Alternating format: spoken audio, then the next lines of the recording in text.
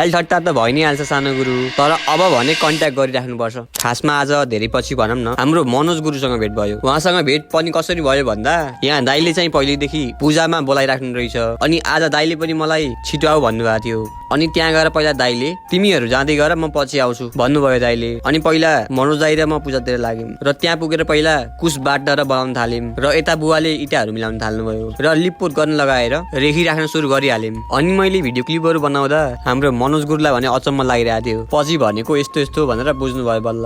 अनि त्यतिकैमा यता हाम्रो दाजु अशोक गुरु पनि आइपुग्नु भयो र दाइले पनि सामानहरू मिलाउन थाल्नुभयो। अनि पूजा मण्डप पनि तयारी गरेर यता बुवाले पूजा सुरु गर्न थाल्नुभयो। अनि हामी यता बाहिरतिर बसेर गफ गर्न थाल्यौँ। अनि यता अशोक दाइ चाहिँ मेरै हिजोको कुरा सुनेर हाँसिरहनु भएको थियो। अनि त्यतिकैमा यता सबैले कार्य विभाजन गरेर आफ्नो आफ्नो भागमा परेको कार्यहरू गर्न थाल्नुभयो। अनि मैले भने रुद्रिनी गराउन थालेँ, अनि दाइहरूले पनि एउटा एउटा काम गर्न थाल्नुभयो। अनि यता भने मुसु मुसु हाँस्ने अङ्कल पनि भनेै हो है फेरि। त्यसरी नि यता सबैले आफ्नो भागमा परेको काम सकेर आरती पुष्पाञ्जली पनि सकेर टिका लगाएर बाहिर मात्र के निस्केका थियौँ। यता आन्टीले गुरु हजुरले यो खिचेको भिडियोहरू चाहिँ पठाउनु होला है भन्न थाल्नुभयो। पठाइहाल्छु नि ढुक्क बस्नु भने। अनि यता अघि र हिजो हाँस्ने अङ्कल हाँस्न नै थाल्नुभयो। अनि अङ्कललाई मैले अब हाँस्नु त हाँस्नु भयो, हात पनि देखाइदिनुहोस् भन्न थालेँ। अनि त्यहाँ पछि यता हाम्रो अशोक गुरु पनि गुटुङ टुङ आफ्नो बाइकमा बसेर घरतिर लाग्नुभयो र यसरी नै आजको कार्यक्रम पनि रमाइलोसँग सकियो।